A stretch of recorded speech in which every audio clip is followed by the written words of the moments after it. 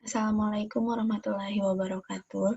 Perkenalkan nama saya Anissa Makfira, NPM 10060116034. Saya berasal dari program studi Statistika, Fakultas Matematika dan Ilmu Pengetahuan Alam, Universitas Islam Bandung.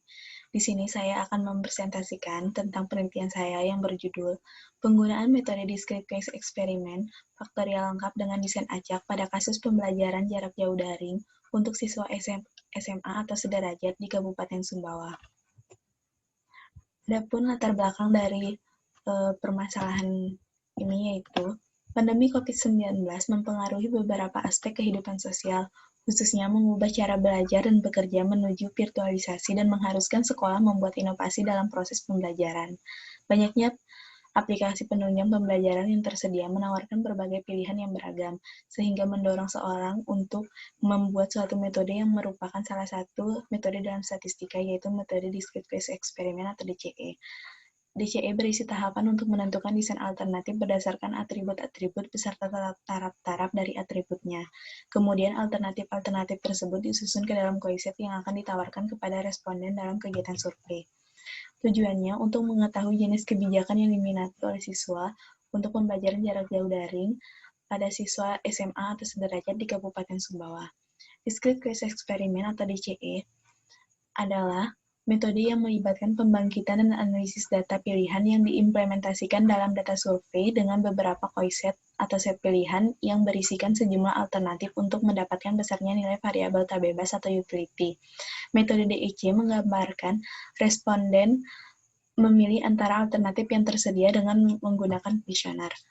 Percobaan faktorial. Rancangan faktorial lengkap mensyaratkan bahwa setiap taraf dari tiap faktor dipasangkan dengan setiap taraf faktor lainnya sehingga diperoleh seluruh 2K kombinasi perlakuan. Regresi logistik. Analisis regresi logistik atau analisis logit adalah metode yang optimal untuk analisis regresi dengan variabel tak bebas dikotomus atau binar. Model regresi logistik dapat dilihat sebagai berikut. Kemudian pengujian hipotesis. Pengujian hipotesis dengan menggunakan uji statistiki merupakan uji rasio kemungkinan atau likelihood ratio test. Pengujian hipotesis dilakukan dua cara, yaitu uji simultan dan uji parsial, dengan masing-masing penentuan hipotesis, statistik uji, kriteria uji, dan penarikan kesimpulan. Rancangan kuesioner. Yang pertama adalah menentukan faktor dan taraf. Di sini dapat dilihat pada tabel ini bahwa terdiri dari 3 faktor dengan masing-masing 2 taraf. Kemudian membuat desain alternatif faktorial lengkap, didapatkan 8 alternatif. Yang ketiga menentukan desain koeset, didapatkan 28 koeset kombinatorik. Dari 28 koeset yang ada akan direduksi menjadi 16 koeset dengan desain acak atau random sampling. Tabel koeset random sampling ini akan digunakan sebagai acuan untuk membuat kuesioner. Kemudian melakukan permodelan regresi logistik dengan variabel bebas atribut menggunakan bantuan aplikasi Stata, mendapatkan model utility-nya.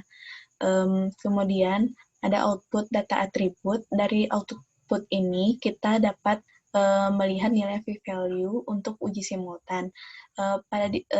Dapat kita lihat bahwa pada nilai value bernilai 0,00 lebih kecil daripada 0,05 atau nilai alfanya, sehingga dapat disimpulkan bahwa minimal ada satu variabel bebas yang mempengaruhi variabel tak bebas. Kemudian langkah selanjutnya melakukan uji parsial. Dapat dilihat pada kolom p-value bahwa semua nilai p-value bernilai 0,00 atau lebih kecil daripada 0,05, sehingga dapat disimpulkan bahwa variabel X1, X2, dan X3 mempengaruhi variabel Y. Kemudian memprediksi tingkat utility dan peluang dari alternatif. Dari model utility ini, kita dapat memprediksi nilai utilitasnya.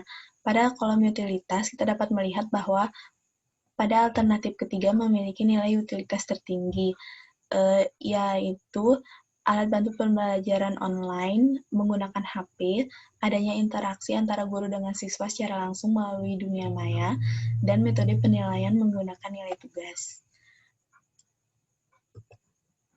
Pengaruh faktor demografi terhadap terpilihnya alternatif ketiga. Dari tabel ini kita dapat melihat bahwa nilai p-value yang signifikan terhadap alfa adalah terhadap alternatif ketiga adalah variabel jenis kelamin dengan nilai p-value 0,49 lebih kecil daripada 0,05 sehingga dapat disimpulkan bahwa variabel jenis kelamin mempengaruhi peluang seorang responden untuk memilih alternatif ketiga. Jenis kebijakan yang diminati pada pembelajaran jarak jauh daring berupa alat bantu pembelajaran daring hanya menggunakan HP, adanya interaksi antara guru dengan siswa secara langsung melalui dunia maya, dan metode penilaian menggunakan nilai tugas. Karakteristik siswa SMA atau sederajat yang paling mempengaruhi dalam menentukan rancangan kebijakan pembelajaran jarak jauh daring yaitu variabel jenis kelamin. Sekian presentasi dari saya, lebih kurangnya saya mohon maaf. Wabillahi taufiq wal hidayah. Wassalamualaikum warahmatullahi wabarakatuh.